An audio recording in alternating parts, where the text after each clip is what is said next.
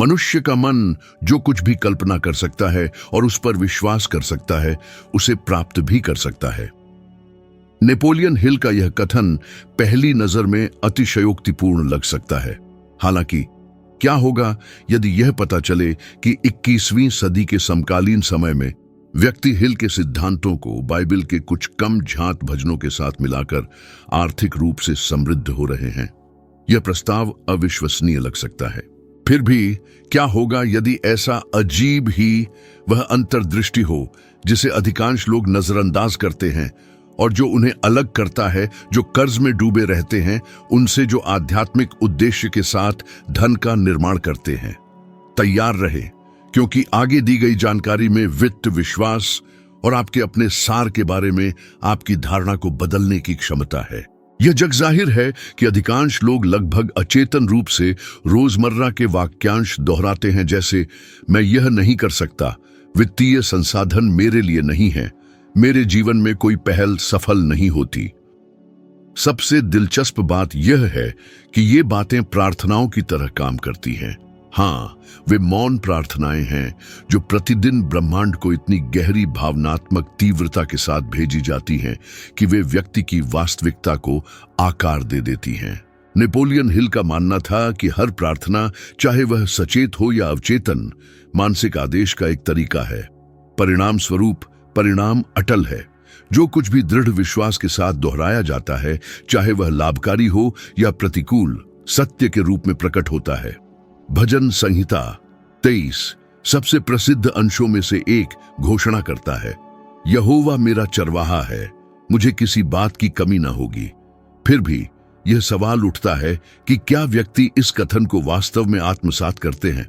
हिल अक्सर कहते थे कि कमी संसाधनों या अवसरों की कमी में नहीं होती, बल्कि इस वास्तविक विश्वास में होती है कि कोई भी आवश्यकता अधूरी नहीं रहेगी।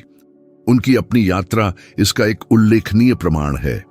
अपनी युवावस्था में हिल पूरी तरह से दिवालिया, बेरोजगार और भटका हुआ था, निराशा और अभाव के चक्र में डूबा हुआ था। उसने अपनी मानसिक क्षमता को छोड़कर सब कुछ खो दिया था।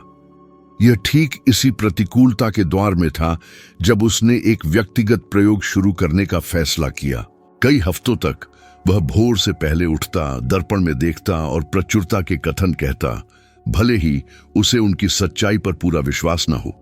वह उन्हें तब तक दोहराता जब तक कि उसका पूरा शरीर उन शब्दों से गुंजायमान न हो जाता।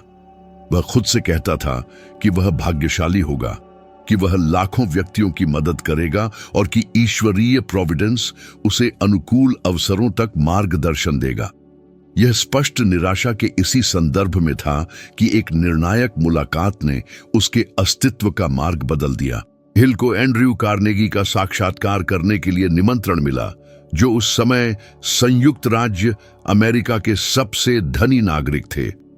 यह साक्षात्कार एक सहयोग में विकसित हुआ जिसने उस महत्वपूर्ण मोड़ को चिह्नित किया, जिसने उसे सभी समय के सबसे प्रमुख समृद्ध विचारकों में से एक की स्थिति तक पहुंचाया। कार्नेगी ने हिल को बताया कि समृद्ध व्यक्तियों और कम भाग्यशाली लोगों के बीच असमानता कड़ी मेहनत पर आधारित नहीं है, बल्कि मानसिक दृष्टिकोण पर आधारित है। धनी लोग यह विश्वास पैदा करते हैं कि वे समृद्ध होने के लायक हैं, जबकि कम भाग्यशाली लोग इस बारे में संदेह पालते हैं। यह अवधारणा भजन संहिता 23 की शक्ति के साथ सीधे सामंजस्य बिठाती है। जब कोई मुझे किसी बात की कमी न होगी दोहराता है, लेकिन उसके भीतर यह दृढ़ विश्वास बना रहता है कि हमेशा कमी रहेगी, तो ब्रह्मांड अंतर्निहित भावना का जवाब देता है, न कि केवल शब्दों का। वास्तविक भावना के बिना विश्वास को कोई प्रतिध्वनि नहीं मिलती। अब अपने स्वयं के अनुभव पर विचार करें। कितनी बार आपने पूरी लगन से काम किया, कड़ी मेहनत की, लेकिन आपकी समृद्धि में एक अदृश्य बाधा लगती थी? कितनी बार आपने कम प्रयास वाले किसी व्यक्ति को आपसे बेहतर सफलता प्राप्त करते देखा और कारण पर सवाल उठाया? हिल का मानना था कि स्पष्टीकरण मन में निहित है। उन्होंने जोर देकर कहा कि मन एक मंदिर के समान है और प्रत्येक विचार एक भेंट है।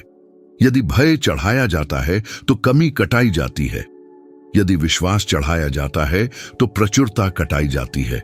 समकालीन तंत्रिका विज्ञान उस अवधारणा की पुष्टि करता है जो हिल ने 100 साल से भी पहले प्रतिपादित की थी। स्टैनफोर्ड विश्वविद्यालय के शोधकर्ताओं ने प्रदर्शित किया है कि विचारों की पुनरावृत्ति तंत्रिका संबंधी संबंध बनाती है जो संबंधित व्यवहारों और भावनाओं को मजबूत करती है। यानी अभाव के वाक्यांशों का दैनिक दोहराव मस्तिष्क के उन क्षेत्रों को सक्रिय करता है जो भय और निष्क्रियता से जुड़े हैं। दूसरी ओर विश्वास और प्रचुरता के कथनों का दोहराव प्रीफ्रंटल कॉर्टेक्स को सक्रिय करता है जो योजना और रचनात्मक कार्रवाई के लिए जिम्मेदार क्षेत्र है। इसका तात्पर्य यह है कि वास्तविक दृढ़ विश्वास के साथ भजन संहिता 23 का उच्चारण करने पर आप शाब्दिक रूप से अपने मस्तिष्क के कामकाज को बदलते हैं। यह वही तंत्र है जिसका उपयोग नेपोलियन हिल ने अभाव को प्रचुरता में बदलने के लिए किया था। उसने केवल विश्वास नहीं किया, उसने अपने मन को तब तक रीप्रोग्राम किया जब तक कि जो कुछ अप्राप्य लग रहा था वह एक अंतर्निहित वास्तविकता नहीं बन गया। अब केवल 1 सप्ताह की अवधि के लिए इस पद्धति के अनुप्रयोग की कल्पना करें।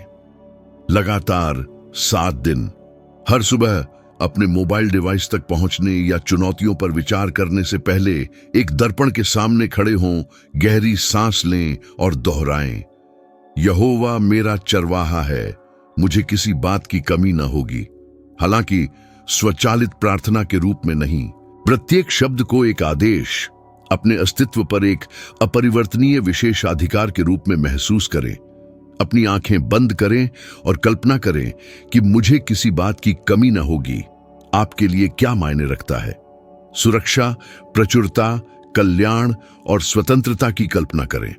नेपोलियन हिल ने कहा था कि भावना रहित विचार केवल एक विचार है और यह भावना ही है जो एक विचार को रचनात्मक शक्ति में बदल देती है। इसी कारण से इस अभ्यास के दौरान जो कुछ कहा जा रहा है उसे आत्मसात करना महत्वपूर्ण है। केवल दोहराना पर्याप्त नहीं है। जो ऊर्जा शब्दों में डाली जाती है वही उन्हें मूर्त वास्तविकता में बदल देती है। और यदि इस अभ्यास के दौरान झिझक, आशंका या संदेह के विचार उत्पन्न हों तो खुद को दोषी न ठहराएं। हिल कहते थे कि भय केवल विश्वास की पुष्टि करने का एक निमंत्रण है। जब ऐसे विचार उभरें तो उस छंद को एक बार फिर अधिक दृढ़ता से दोहराएं जब तक कि संदेह की तीव्रता कम न हो जाए। यह चुनौती है। 7 दिनों की अवधि के लिए भजन संहिता 23 को समृद्धि के एक सचेत मंत्र में बदल दें। इसे एक साधारण प्रार्थना के बजाय एक कंपन बनने दें। अपनी भावनाओं, अपने दृष्टिकोण में बदलाव और अपने आसपास के लोगों के अलग तरह से प्रतिक्रिया करने के तरीके का निरीक्षण करें। हिल ने जोर देकर कहा था कि जब मन बदलता है तो वास्तविकता अनुरूप हो जाती है। और शायद इन 7 दिनों के अंत में आप कुछ ऐसा समझ पाएंगे जो नेपोलियन हिल ने अपनी युवावस्था में खोजा था। धन आकर्षित करने की वास्तविक शक्ति भौतिक संपत्ति में नहीं, बल्कि मन के मूल में जो कुछ बोया जाता है उसमें निहित है। क्योंकि जब मन विश्वास से निर्देशित होता है तो जीवन की संपूर्णता समृद्धि के लिए एक अनुकूल भूमि बन जाती है। बाइबल में एक कम उद्धृत अंश है जिसमें समृद्धि के सबसे गहरे रहस्यों में से एक निहित है। भजन संहिता 112 यह घोषणा करता है कि वह पुरुष धन्य है जो यहोवा का सम्मान करता है और उसकी आज्ञाओं में आनंद लेता है, और कि धन और समृद्धि उसके घर में निवास करेगी। अधिकांश लोग इसे लाक्षणिक रूप से व्याख्या करते हैं जैसे कि यह केवल एक आध्यात्मिक रूपक हो। हालांकि नेपोलियन हिल का मानना था कि प्रत्येक पवित्र शब्द एक मानसिक कोड, विचार की एक आवृत्ति को वहन करता है जो विश्वास के साथ सामंजस्य बिठाने पर अदृश्य शक्तियों को जगाता है जो एक व्यक्ति की वित्तीय और भावनात्मक स्थिति को पूरी तरह से पुनर्गठित करने में सक्षम है। हिल का मानना था कि अभाव कोई ईश्वरीय दंड नहीं है, बल्कि गलत निर्देशित विचारों का परिणाम है। कितनी बार आपने यह मानकर एक अवसर को हाथ से जाने दिया कि आप सक्षम नहीं थे, कि आप योग्य नहीं थे या कि समय उपयुक्त नहीं था। कितनी बार आपने प्रयास करने से पहले ही खुद को बर्बाद कर लिया। ये समृद्धि के सच्चे लुटेरे हैं ये आंतरिक आवाजें हैं जो उसके विपरीत फुसफुसाती हैं, जो प्रोविडेंस और स्वयं मन प्रकट करना चाहते हैं। आपकी क्षमता। अपने दशकों के शोध के दौरान नेपोलियन हिल ने व्यापारियों, नेताओं और नव प्रवर्तकों सहित 500 से अधिक सफल हस्तियों का साक्षात्कार लिया। उन्होंने जो सीखा वह कुछ परेशान करने वाला था। अधिकांश सामान्य व्यक्ति अमूर्त भयों के अधीन रहते थे। अभाव का भय, आलोचना का भय, असफलता का भय, प्यार न किए जाने का भय, बूढ़ा होने का भय, मृत्यु का भय। और उनके अनुसार भय वह ऊर्जा है जो रचनात्मक मन को सबसे अधिक बाधित करती है। जब भय प्रवेश करता है तो विश्वास बिखर जाता है। जब विश्वास कमजोर होता है तो अवसरों के द्वार बंद हो जाते हैं, न कि ईश्वरीय इच्छा से बल्कि उस कंपन से जो व्यक्ति स्वयं उत्सर्जित करता है। हिल इसे अमूर्त धन कहते थे। वे उन अवसरों, धारणाओं और रास्तों को संदर्भित करते हैं जो हमें लगातार घेरे रहते हैं, लेकिन तभी स्पष्ट होते हैं जब मन प्रचुरता के साथ तालमेल बिठाता है। वे अक्सर कहते थे कि समृद्धि हमेशा मौजूद रहती है, बस डर से उत्पन्न मानसिक कोहरे से ढकी होती है। भजन संहिता 112 ठीक इसी मुद्दे पर बात करती है। वह व्यक्ति जो प्रभु का सम्मान करता है, न कि असफलता का, वह समृद्धि में डूबा रहता है, क्योंकि उचित भय, पवित्र भय ही कार्य करने की हिम्मत पैदा करता है। एक उल्लेखनीय उदाहरण डब्ल्यू क्लेमेंट स्टोन का है, जो हिल के सीधे शिष्यों में से एक थे। स्टोन ने बीमा बेचने में अपना करियर केवल $100 की शुरुआती पूंजी के साथ शुरू किया था। वे नेपोलियन हिल की शिक्षाओं का लगन से अध्ययन करते थे और उन्हें लागू करते थे और प्रमाणित करते थे कि उनकी सफलता सकारात्मक सोच और सक्रिय विश्वास के निरंतर अभ्यास से आई है। धीरे धीरे उन्होंने $100 को $400 मिलियन से अधिक की संपत्ति में बदल दिया, और वे दोहराते थे कि वे प्रतिदिन उन पदों का पाठ करते थे जो उन्हें दैवीय आत्मविश्वास से जोड़ते थे, यह मानते हुए कि वास्तविक भय तो ज्ञान के उपहार की उपेक्षा करने का होना चाहिए। समकालीन अकादमिक अध्ययन मन और समृद्धि के बीच इस आंतरिक संबंध की पुष्टि करते हैं। हार्वर्ड बिजनेस रिव्यू में प्रकाशित एक शोध ने दिखाया कि 92% लोग बड़ी मात्रा में धन कमाने का अचेतन भय अनुभव करते हैं, यानी आर्थिक रूप से समृद्ध होने का डर। वे धन को अपराध बोध, अकेलेपन या इस धारणा से जोड़ते हैं कि धनी व्यक्ति भ्रष्ट या स्वार्थी होते हैं। इस प्रकार की मान्यता भले ही अंतर्निहित हो, एक अदृश्य बाधा स्थापित करती है जो प्रगति को रोकती है। मन उससे दूर भागता है जिससे वह डरता है, और जीवन उसी के अनुसार प्रतिक्रिया करता है जिसे मन स्वीकार करता है। उदाहरण के लिए एक परिवर्तन के प्रभाव पर विचार करें। क्या होगा यदि कुछ दिनों के लिए कमी के हर विचार को शक्ति के विचार से बदल दिया जाए? मैं नहीं कर सकता जैसे हर सवाल के जवाब में प्रतिक्रिया हो, मैं कृतज्ञता के साथ प्रचुरता स्वीकार करता हूं। हिल का मानना था कि ब्रह्मांड के साथ संवाद करने के लिए कृतज्ञता सबसे शक्तिशाली भाषा है। जब कोई व्यक्ति किसी इच्छा के पूरा होने से पहले ही कृतज्ञता व्यक्त करता है तो वह दृढ़ विश्वास का संदेश भेजता है, अभाव का नहीं, और ब्रह्मांड दृढ़ विश्वास पर प्रतिक्रिया करता है, कभी आवश्यकता पर नहीं। मैं इस अभ्यास को करने का प्रस्ताव रखता हूं।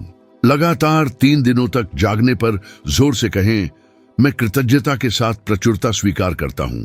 केवल मौखिक उच्चारण तक सीमित न रहें, भावना को आत्मसात करें। कल्पना करें कि आपका मन एक उपजाऊ खेत है और हर बोला गया वाक्य एक बीज है। दिन के दौरान जब भी सीमा का विचार आए, उसे तुरंत उसी प्रतिज्ञान से बदल दे। डर से लड़े नहीं, उसे पुनः शिक्षित करें।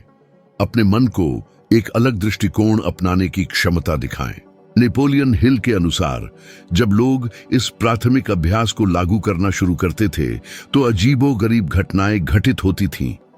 उन्होंने अविश्वसनीय संयोगों, नए विचारों के उद्भव, अप्रत्याशित मुलाकातों, व्यावसायिक उद्यमों के लिए निमंत्रण और यहां तक कि पहले से मौजूद समस्याओं के लिए नवीन समाधानों की सूचना दी।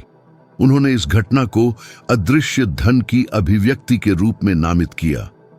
यह जादू नहीं है, बल्कि एक मानसिकता है। जब मन उन्नत होता है तो दुनिया प्रतिक्रिया करती है। संभवतः यह भजन संहिता 112 और हिल के सिद्धांतों का सबसे गहरा अंतर्निहित सबक है। भय आत्मा की धारणा को धुंधला करता है, जबकि सचेत विश्वास उसे प्रकाशित करता है। अदृश्य धन दूर के वादे नहीं हैं, वे मानसिक आवृत्तियां हैं जो पहुंचने की प्रतीक्षा कर रही हैं। जब विश्वास एक आदत बन जाता है और विचार एक सहयोगी में बदल जाता है, तो अदृश्य आपके लाभ के लिए काम करना शुरू कर देता है, और जो पहले अप्राप्य लगता था वह अंततः आपकी आंखों के सामने साकार होने लगता है। वर्ष 1929 में वैश्विक परिदृश्य एक पतन से तबाह हो गया था। वित्तीय संस्थाएं दिवालिया हो रही थीं, परिवार हताश थे और किस्मतें कुछ ही दिनों में नष्ट हो गई थीं। जिसे महामंदी कहा गया, वह केवल एक वित्तीय संकट नहीं था, यह विश्वास का संकट था। अनगिनत व्यक्ति रोजाना इस अनिश्चितता में जागते थे कि क्या दिन के अंत तक उनकी नौकरी, घर या जीविका बनी रहेगी। इस अराजक संदर्भ में नेपोलियन हिल, जो पहले से ही एक लेखक और सफलता पर व्याख्याता के रूप में जाने जाते थे, उन्होंने अपने बनाए हुए हर चीज के धीरे धीरे बिखरने को देखा। उन्होंने अनुबंधों, अवसरों को खोया और लगभग निराशा के आगे घुटने टेक दिए थे। हालांकि उस अवधि में उन्होंने जो रवैया अपनाया वही उनके जीवन को बदल गया और वर्षों बाद लाखों अन्य लोगों को प्रभावित किया। अशांति के सामने हिल ने अपने कार्यालय में 3 दिनों के लिए एकांतवास का विकल्प चुना। 3 दिनों तक अकेले रहे। उन्होंने खबरों से परहेज किया और बाहरी सलाह को अस्वीकार कर दिया। उन्होंने यह समय केवल एक भजन के पाठ को समर्पित किया, भजन संहिता 41, जिसे सुरक्षा और अटूट विश्वास के भजन के रूप में जाना जाता है। जब बाहरी दुनिया ढह रही थी तो वह एक ही विचार पर केंद्रित थे, जो परम प्रधान के गुप्त स्थान में बैठा है वह सर्वशक्तिमान की छाया में रहेगा। हिल ने इस पद की व्याख्या केवल एक आध्यात्मिक वादे के रूप में नहीं, बल्कि एक मानसिक निर्देश के रूप में की। उनके लिए परम प्रधान के गुप्त स्थान में निवास करने का अर्थ था विनाशकारी विचारों से मन की रक्षा करना, सब कुछ खो जाने पर भी विश्वास बनाए रखना। इस एकांतवास की अवधि में उनकी सबसे महत्वपूर्ण खोजों में से एक सामने आई। उन्होंने अपनी डायरी में दर्ज किया, हर प्रतिकूलता अपने साथ एक समान लाभ का बीज लेकर आती है। यह कहावत पीड़ा से जन्मी थी, लेकिन जीवन के सिद्धांत में बदल गई। हिल ने कहा कि कोई भी कठिनाई संयोग से नहीं आती और हर नुकसान अपने भीतर एक छिपा हुआ अवसर रखता है। जो आगे बढ़ते हैं और जो हार मान लेते हैं, उनके बीच का अंतर यह है कि वे पीड़ा की व्याख्या कैसे करते हैं। एकांतवास से बाहर आने पर, हालांकि वैश्विक संदर्भ संकट में बना रहा, उनकी मानसिक स्थिति अडिग थी और इस आंतरिक परिवर्तन ने उन्हें उस कृति को लिखने के लिए प्रेरित किया जिसने उन्हें निश्चित रूप से प्रतिष्ठित किया, सोचो और अमीर बनो। यह पुस्तक अंधकार के क्षण में उत्पन्न हुई थी और शायद इसी कारण से यह आज भी उन कई लोगों को प्रेरित करती है जो अपने तूफानों का सामना कर रहे हैं। हिल का कहना था कि विश्वास केवल अनुकूल परिस्थितियों में विश्वास करने का कार्य नहीं है, बल्कि तब भी विश्वास को बनाए रखना है जब सब कुछ अपरिवर्तनीय रूप से खोया हुआ लगे। गहराई से सोचते हुए, कितनी बार एक प्रतीत होने वाला अंतिम मोड़ एक बड़ी चीज की प्रस्तावना बन गया है। कितनी बार एक नौकरी छूटने ने एक नए पेशेवर मार्ग के लिए जगह बनाई है। कितनी बार एक निराशा ने दिखाया है कि वास्तव में कौन आपके साथ रहने लायक था। हिल ने जोर देकर कहा कि जीवन हानियों के माध्यम से संवाद करता है। समस्या इसमें है कि अधिकांश लोग अपने कान बंद कर लेते हैं, जो खो गया उसका शोक मनाते हैं और यह समझने में विफल रहते हैं कि ब्रह्मांड क्या सिखाना चाहता है। सकारात्मक मनोविज्ञान के क्षेत्र में हाल के अध्ययन इस सिद्धांत की पुष्टि करते हैं। पेंसिल्वेनिया विश्वविद्यालय द्वारा किए गए एक शोध ने दिखाया कि जो व्यक्ति प्रतिकूलताओं में उद्देश्य खोजने की आदत विकसित करते हैं, उनमें बिना गहरे आघात के वित्तीय और भावनात्मक संकटों से उबरने की 70% अधिक संभावना होती है। यह ऐसा है जैसे मस्तिष्क पीड़ा को सीख में बदल देता है, ठीक वैसा ही जो हिल सहज रूप से करते थे।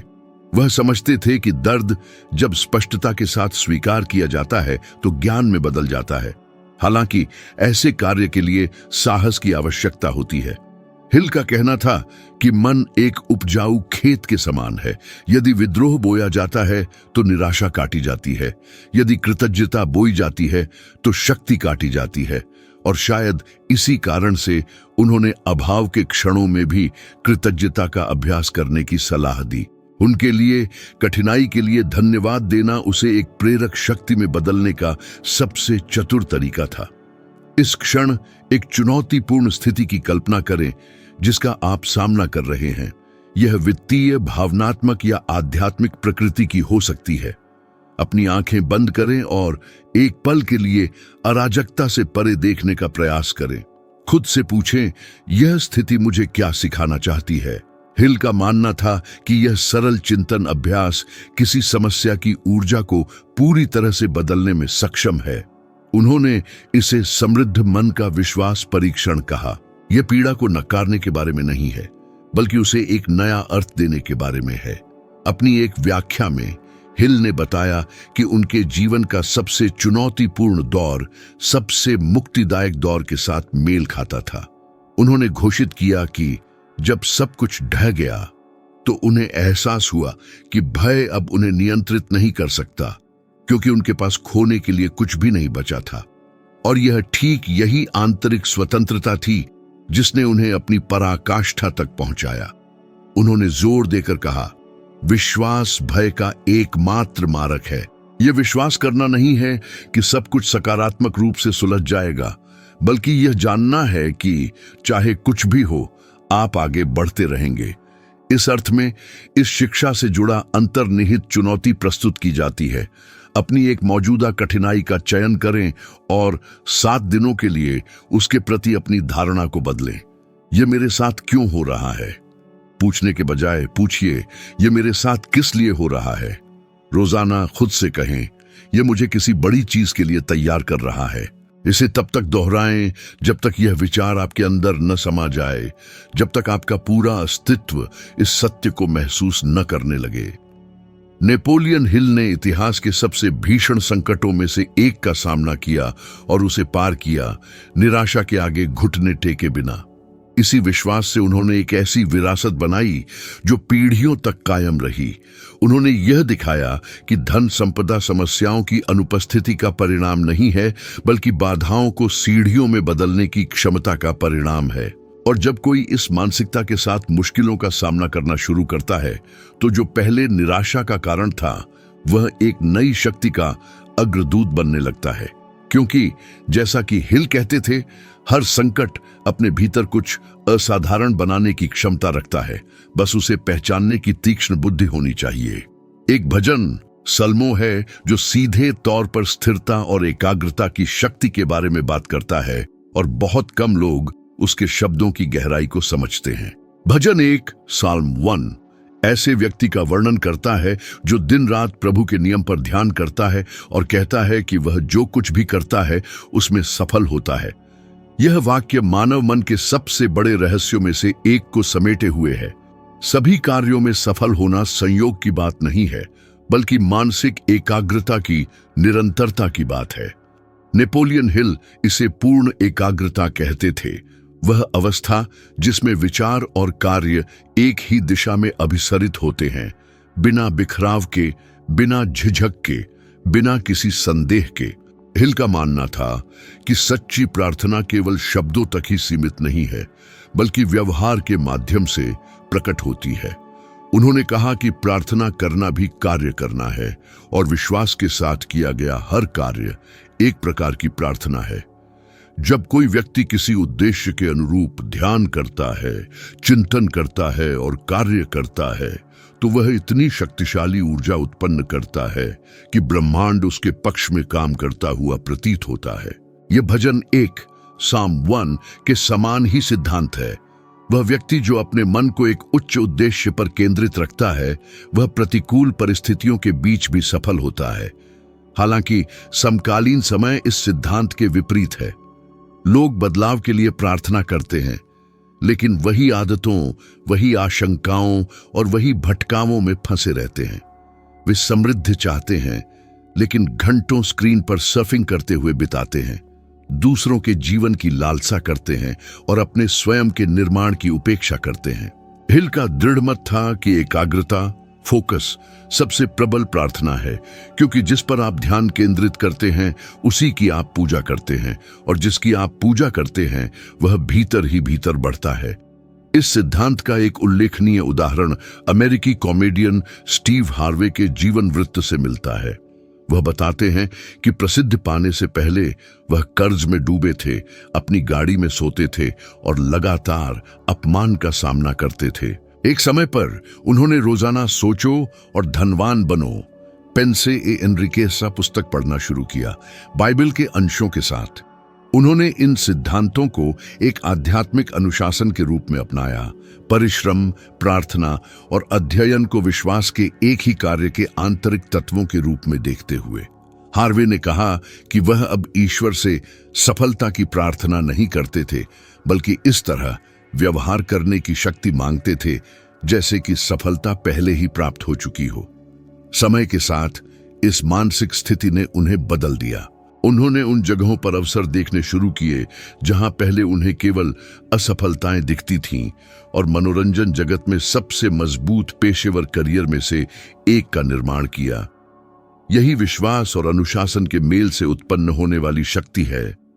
मानव की मानसिक क्षमता जब किसी उद्देश्य पर दृढ़ता से टिके रहने के लिए प्रशिक्षित की जाती है, तो वह आसपास के पूरे वातावरण को पूरी तरह से बदल देती है। येल विश्वविद्यालय द्वारा किए गए अध्ययनों से पता चला है कि जो व्यक्ति जानबूझकर एकाग्रता विकसित करते हैं, यानी जो विचलित करने वाले तत्वों से विचलित हुए बिना किसी लक्ष्य पर अपना ध्यान केंद्रित रखते हैं, उनके किसी भी जीवन क्षेत्र में औसत से बेहतर परिणाम प्राप्त करने की संभावना 40% तक अधिक होती है। हिल ने दशकों पहले ही इस बात की पुष्टि की थी। केंद्रित मन सफलता के लिए एक आकर्षण ध्रुव, मैग्नेट के रूप में कार्य करता है।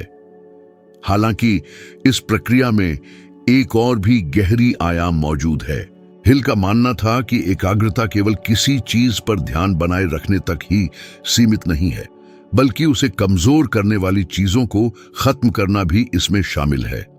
उन्होंने बताया कि सोचो और धनवान बनो, पेंसे ए एनरिकेसा पुस्तक लिखने के दौरान उन्होंने निमंत्रण ठुकरा दिए, सामाजिक आयोजनों से परहेज किया, उन दोस्ती के बंधनों को तोड़ दिया जो उन्हें विचलित करते थे, और कई महीनों तक विशेष रूप से एंड्रयू कार्नेगी से प्राप्त ज्ञान को समृद्धि के एक सार्वभौमिक संकलन में बदलने के उद्देश्य के लिए खुद को समर्पित कर दिया। उन्होंने जोर दिया कि जहां सामान्य लोग मनोरंजन चाहते हैं, वहीं महान व्यक्ति मार्गदर्शन खोजते हैं। अब अपने अस्तित्व पर विचार करें। आपने कितनी बार कुछ शुरू किया और उसे समय से पहले ही छोड़ दिया? कितनी योजनाएं अधूरी रह गईं? आपने खुद से कितने वादे किए जो पूरे नहीं हुए? हिल का मानना था कि हर बार जब कोई व्यक्ति किसी उद्देश्य को छोड़ देता है, तो वह अपने अवचेतन मन को अयोग्यता का संदेश देता है। परिणाम स्वरूप जब मन अपना आत्मविश्वास खो देता है, तो वह आज्ञा मानने की अपनी क्षमता खो देता है। यही कारण है कि अधिकांश व्यक्ति प्रार्थना तो करते हैं, लेकिन अपनी प्रार्थना में वास्तविक विश्वास प्रकट नहीं करते, क्योंकि आंतरिक रूप से वे जानते हैं कि वे जो मांग रहे हैं उसे बनाए रखने के लिए उनमें अनुशासन की कमी है। सच्चे विश्वास के लिए दृढ़ता की आवश्यकता होती है।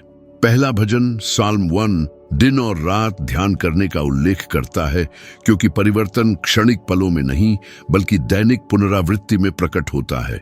यही वह है जिसे हिल क्रिया की प्रार्थना कहते थे।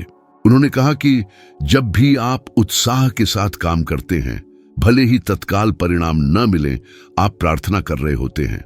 जब भी आप विश्वास के साथ आगे बढ़ते हैं, भले ही कोई गारंटी ना हो, आप प्रार्थना कर रहे होते हैं। सच्चा विश्वास चमत्कार के प्रकट होने का इंतजार नहीं करता। वह इस तरह व्यवहार करता है जैसे चमत्कार पहले ही हो चुका हो। परिणाम स्वरूप इस शिक्षा में निहित चुनौती सीधी और शक्तिशाली दोनों है। एक उद्देश्य चुनें और 21 दिनों तक ऐसे जिएं जैसे वह पहले ही पूरा हो चुका हो। जागिए, काम में लग जाइए और एक ऐसे व्यक्ति की तरह व्यवहार कीजिए जिसने पहले ही वह सब हासिल कर लिया है जो वह चाहता है। यदि लक्ष्य वित्तीय समृद्धि है तो ऐसे व्यक्ति की तरह व्यवहार करें जो पहले से ही अपनी वित्तीय स्थिति पर नियंत्रण रखता है। आयोजित करें, योजना बनाएं, बचत करें, सीखने में महत्वपूर्ण समय लगाएं। यदि लक्ष्य करियर परिवर्तन है तो ऐसे व्यवहार करें जैसे आप पहले से ही नए पेशेवर क्षेत्र का हिस्सा हैं। अध्ययन करें, जुड़े, अपनेपन की भावना को आत्मसात करें। हिल इस दृष्टिकोण को अनुप्रयुक्त विश्वास कहते थे और उनका मानना था कि ब्रह्मांड उन लोगों को पुरस्कृत करता है जो अपने विश्वास को कार्य के माध्यम से प्रदर्शित करते हैं। कई व्यक्ति आशीर्वाद मांगते हैं, लेकिन बहुत कम लोग ऐसा व्यवहार बनाए रखने को तैयार होते हैं जो उन्हें आकर्षित करता है।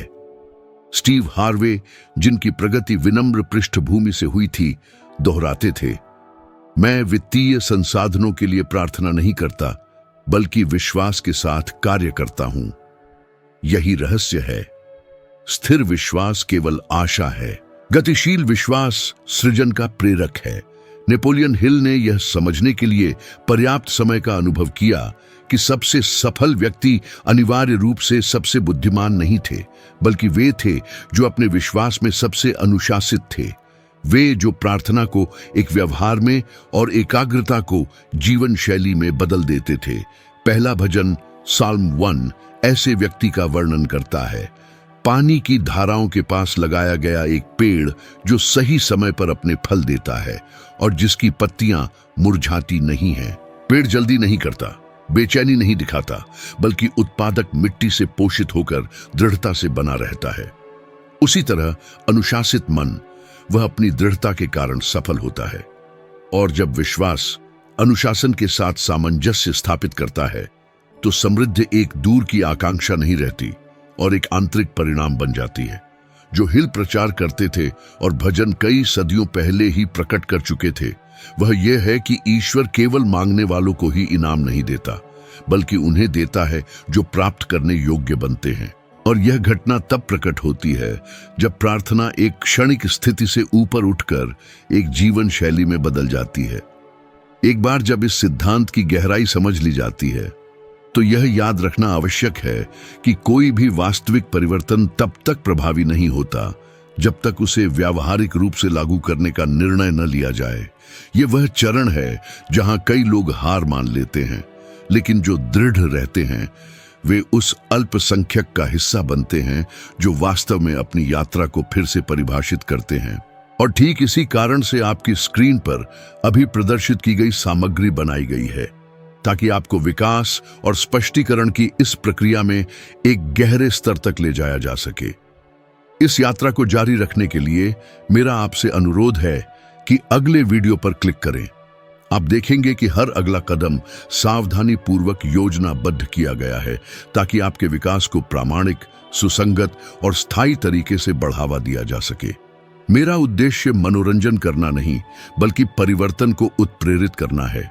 और यदि आप इस बिंदु तक आ गए हैं तो इसका मतलब है कि आप अगले स्तर के लिए तैयार हैं। मैं आपका वहां इंतजार कर रहा हूं।